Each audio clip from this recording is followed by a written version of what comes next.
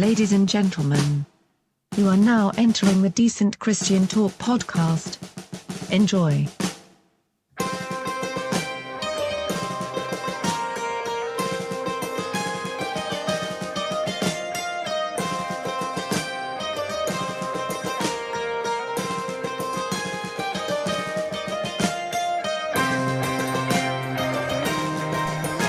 Decent Christian Talk, episode number 27. 27. Hopefully we don't join the 27 club. I am 27 years old, so it's only fitting that I'm on this podcast. Very nice. Jung Ho Gong, number 27. Yes, Pirates fan. So we are enjoying the holiday season here, and we are very excited about... Not only is it the holiday season, but your birthday is tomorrow on the 5th. Yes. Do you want to tell everyone how old you're going to be? It is a number that is higher than this episode number. Okay, well, I'm 27, so we haven't quite made it to the Gabe year yet. Not quite. But, yeah, so 27. This episode is with one of my favorite bands in the entire world. Yeah, it's one of my favorite bands ever. And when they announced that they were going on their 20-year reunion, well, not even a reunion tour. Not a reunion tour. They never left.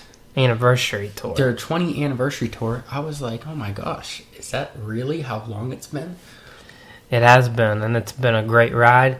And I was so excited to talk with Project 86 vocalist Andrew Schwab, and so we're just gonna let you guys listen to that interview right now. Jump right in. Without further ado, here is our interview with Project 86 vocalist Andrew Schwab. All right, hit that horn, babe. Let's dance.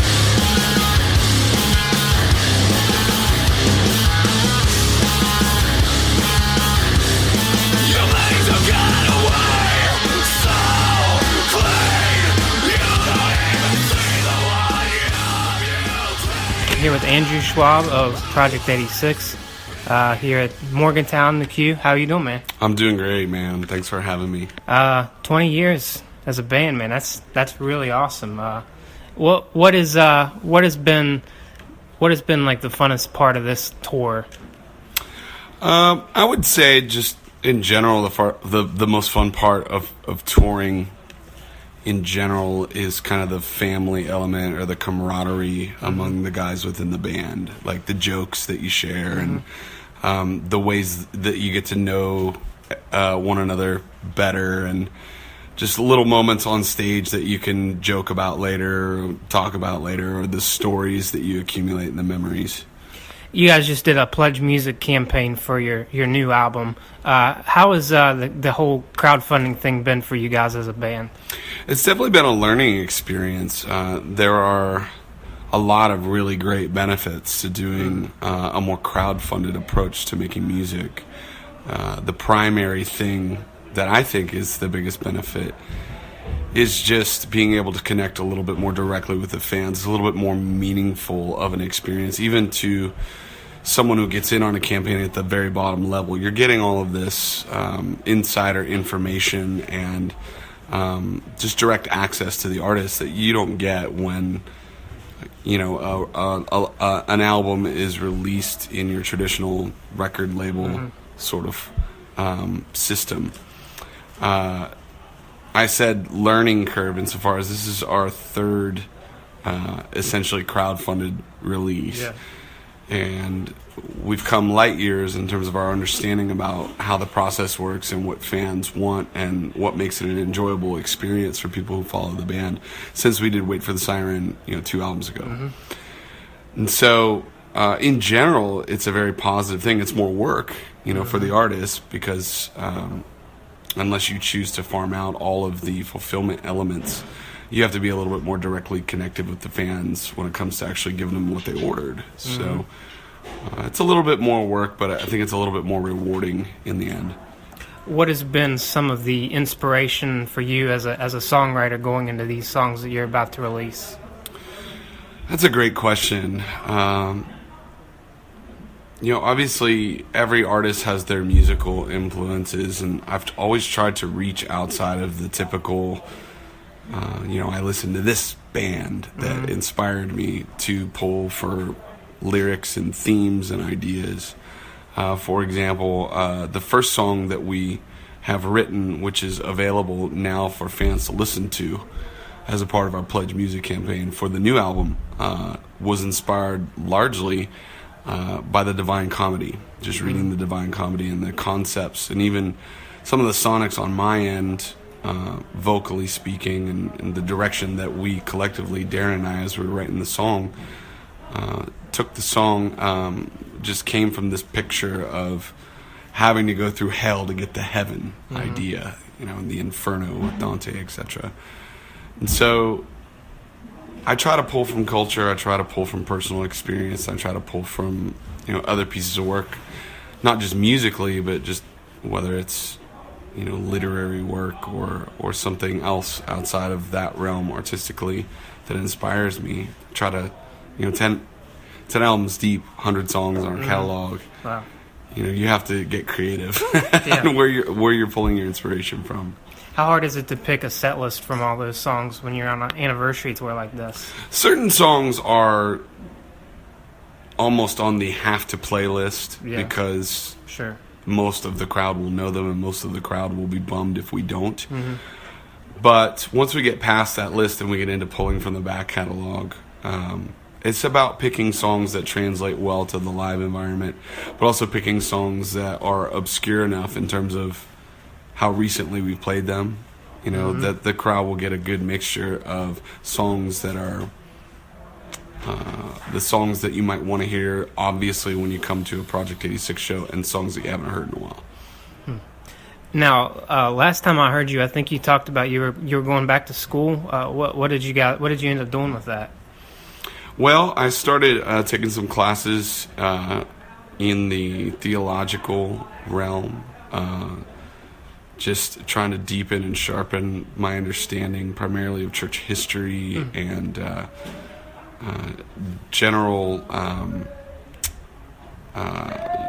theological concepts, just deepening my understandings of those things, primarily just for myself, for life, as a person of faith. And that's been a really great experience. I've always enjoyed the academic sort of realm. So I like being a student. I saw you also, you're doing calligraphy and stuff like that. Yeah, that's taking up a lot of my extra time. About 18 months ago, I started doing calligraphy as a part of our previous crowdfund campaign for the Knives to the Future release. Yeah. And that's sort of evolved into doing graphic arts and illustration, as well as hand lettering and calligraphy. And I get a pretty steady stream of orders, Sweet. Whether it's wedding related or tattoos or just wall art for people. Shameless plug, andrewschwab.com is my website, and I have a lot of my artwork up there. London 6 Echo, are you guys going to ever do anything else? I mean, those songs you guys released were so good. Thanks, man. I really appreciate that. I've always had a really kind of soft spot or special place in my heart for electronic influence music. Sure, yeah. And when I say electronic, I'm not just talking dance music. I'm talking, programmed drums, whether we're talking hip hop or, trip hop or, a little bit more upbeat electronic music. So I'm really passionate about that project, and the good thing about it is there's no expectation. So I'm not on any sort of schedule or time frame where I have to put out a record by this point in time, but there's just so much great electronic music that has come out over the last 5 to 10 years that pushes me more and more to want to do a full length for that release. There's 3 songs available. It's kind of like the first taste of that project at project86.com on our digital store. You can check out 3 songs on the Countermeasures single from my other band, London 6 Echo. Do you approach those songs differently when you're writing for them, or does that just kind of naturally... Yeah, both from like a vocal sonics standpoint as well as like a lyrical theme perspective. It's definitely its own thing. I want that project to be a little bit more melodic, a little bit more moody. It's still rock oriented. Sure. It's not super experimental. The song structures are relatively straightforward and geared around, accessibility, essentially. But yes, it's more of a singing, melodic, vocal approach rather than like yelling. And as far as the lyrical themes, so far, I'm writing in that sort of sci-fi / dystopian kind of realm. A lot of the books that I've read over the years that I love are in that sort of mode of thinking, I guess. And I know that that's been done often in popular culture, but I hope to put sort of my own unique personal experiences in life interwoven with kind of that, sci-fi / dystopian novel landscapes and pictures and images. So I think it'll be interesting to listen to. Last question. If you could go back 20 years when you were just starting the band and you could tell yourself some advice, what would you say to yourself? Oh man, I would say don't set your goals too low. Believe in the gifts that God has given you, and really don't ever sell yourself short or make decisions out of anything but putting your best foot forward. That would be a lesson I would teach my 20-year younger self. Nice. Hey, thank you for your time. Thanks, Dave.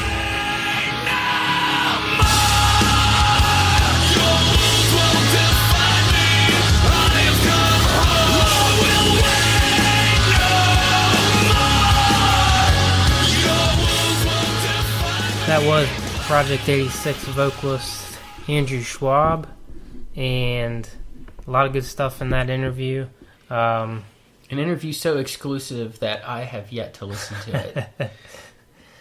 Well, that's why we have the download button. I know. I was listening to the KJ52 podcast on the way here. I haven't quite finished it yet, but definitely trying to keep up with. Yeah, speaking of KJ52, he's got a Pledge Music campaign, pledgemusic.com/KJ52, along with Project 86. They have a pledge campaign that they've been working on for their 20th anniversary. I believe it is their 10th album. So they're pretty much like clockwork. Every 2 years they put something new out. So it's always awesome. So what they've been doing is releasing a new song every month for those that pledge, along with 5 covers. So let's talk a little bit about Project 86.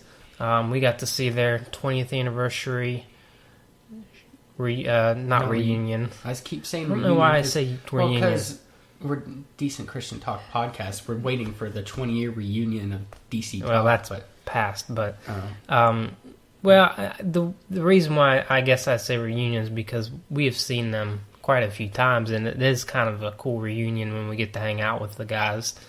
I was waiting with Dad in a restaurant. He picked the most odd restaurant with. Yeah, I don't know. But I missed out on the interview because I was with Dad. It's okay. So what did you think of the show? They never cease to amaze me. I was so impressed with their song selection and just, I don't know. I've been listening to them nonstop ever since that. Yeah. There's a lot of, they played some new stuff. They played some throwback stuff. Honestly, there's some songs I haven't heard in probably 10 or 15 years that they played, including off their first 2 albums, which... They played P.S. They played One Armed Man. They played a lot of songs. They played Pipe Dream. Me Against Me. They played Me Against Me. Pipe Dream. There's a song I hadn't heard in a long time off their first album. I could have listened to them all night, but my voice probably couldn't have handled it. What is it about them? Because there's a lot of bands in that genre that come and go, but they have gotten, especially with Andrew Schwab, he has maintained his presence in that genre. He's so intense. He is. He in the live show, he is. He's just. It doesn't matter if he's playing in front of a small crowd like we had, or I mean, we've seen him play in front of thousands of people, and He's so he brings the same energy to both shows. It just goes. It's a long. I mean, that really goes to show that he's very passionate about what he's doing. I think that's one of the reasons that they've been able to stick around for so long, because they're passionate, and not only that, but they reinvent themselves on every single album that they put out.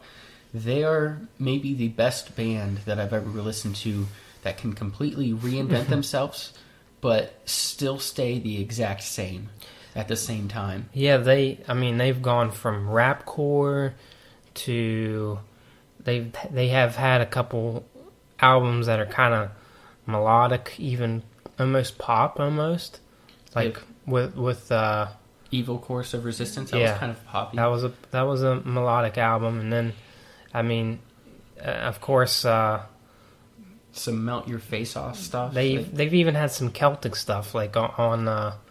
Wait for the Siren might be my favorite one. Yeah, what's your favorite album? That's my favorite album from them. Definitely. Leslie Thomas says, "How you all doing?" Drawing Black Lines is my second favorite, but that was definitely Wait for the Siren is my favorite, especially with some of the Celtic stuff. We'd like to give a shout out to our brother Shane Hurley, who's watching us on Facebook Live. Guys, check us out. We're going to be starting to do some shows on Facebook on our group. We are very excited to get conversation going through there. You can engage with us on there. We have a Facebook fan page. We also, of course, have our Twitter account, DC Talk, where it all began. Act 2. DecentChristianTalk.com. Hey guys, if you're doing some Christmas shopping and you want to give us $1 or $2, just go on the donate button. Sometimes because of the podcast, they have some costs, and that would help us pay for some of those costs. So, getting back to Project 86, there's a lot of, that's not my favorite genre, as you may know. Oh, yeah. I remember the first time you ever were listening to Project 86, and I was like, is this Gabe? Like, what is going on? Because I remember we were watching, it was TVU, and Pipe Dreams video came on. Oh, yeah. And you loved it, and I was like, what is wrong with you, Gabe? Well, that was back when they were rapcore, too, and I was into that. But honestly, I think their lyrics, more than anything, I mean, Andrew Schwab is a big fan of C.S. Lewis, and a lot of his lyrics have been based on a lot of C.S. Lewis's works. He's a guy that just really he impresses me time and time again with the lyrics that he has, and that's one of the reasons why we cover bands like that on this podcast, because they are they make you think. They don't have lyrics that are just like wishy-washy, I guess you could say. They really hit hard with some of their lyrics. I know one of my favorite songs, Evil, is just about the inner struggle in between people. Like Me Against Me is another one about that. They write a lot of, I don't know, and he writes books as well. Yeah, he writes books. I know you haven't listened to the interview, but we also talk about London Six Echo, who is his alter ego. I really enjoy that kind of music. Yeah, I do too. It's kind of like a Nine Inch Nails feel. Really good. They put out songs. I can't think of a song that I don't like that they play. Yeah, they continue. I mean, they don't have a down album. I mean, there's going to be some albums that I like better than others, but I've enjoyed every single one of the albums that they've released. You know, to have that longevity, you do have to evolve, but you also have to be consistent, and they have treaded that line very well, I thought. It's a very good year for bands and longevity. Yeah. 1996. Who else came out in 1996? Norma Jean. Spoken. They've been around a while. Spoken. I feel like Switchfoot's probably right around that time period. Switchfoot came out around 97 or so. So yeah. Well, I mean, they were probably playing in garages. Oh yeah, definitely. Skillet. Surfing at least. Skillet. Yeah, I mean Steve Taylor released an EP this year. He's before. Well, he's a little before 1996. I was lost for a moment. Yeah. Shout out to Mark Rockwell from the Hands and Feet fantasy football team. I'm winning in my game this week, by the way. But I don't think I'm playing him. No, I could be. So getting back to Project A6, let's wrap this part up. Okay. So we're getting sidetracked by fantasy football victories. So, honestly, what do you think is going to be the next step for them? I mean, do you think he's going to take a break and go with London Six Echo after this project, or do you think maybe they're going to take a break? I mean, 20 years is a long time. That's something that not only with Project 86, but I feel like a lot of the bands that I listen to, I was talking about 1996, like Switchfoot, Reliant K, Project 86, Spoken, Disciple, all those bands that have been around for 20 years. I feel like once you hit that 20-year mark, it's almost like a midlife crisis kind of mark. Yeah. And I feel like some of those bands, like I see Project 86, I see Switchfoot, I see some of the bands, and I think, well, they're going to be like U2. They're going to be like some of those bands that they're just going to play forever. Yeah.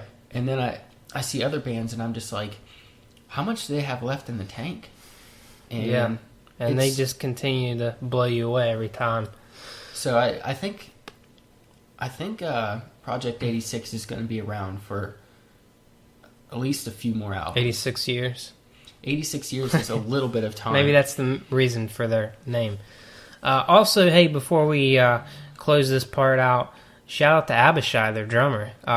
Little did I know, he's actually the Wolves at the Gate. You were very excited about that because you love Wolves at the Gate. Yeah, and we just had them on our podcast 2 weeks ago. Which is a very good podcast. Your favorite of your interviews. Yeah, that was definitely one of my favorites. Not to hold anything against anybody else, but you need to step up your game.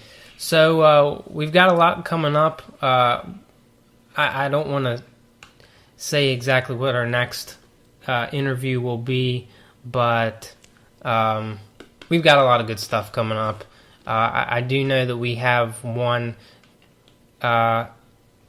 coming up with a guy that I have gotten to know a little bit over the years, Adam Kappa. Oh, yeah. And there's going to be a couple other bands, and hopefully we're going to do a nice little year-end deal. We missed last year. Yeah. We never could get that all together. But, yeah, we're going to do hopefully a year-end podcast with all of us. Maybe we'll have a nice little Decent Christian Talk Christmas party. That would be fun. We just got to get all of our schedules lined up. Got this brand new house that we're sitting in that you can see on Facebook Live if you're watching now. All right, so like I said, if you could check us out on our website, decentchristiantalk.com, we'd definitely appreciate it. Subscribe to us on iTunes and give us a nice review. We would definitely appreciate that. You got anything else we want to say before we sign off? I'm excited about the year-end review because there's a lot of stuff we have to talk about. Yeah, we do. I'm going to have to think about it.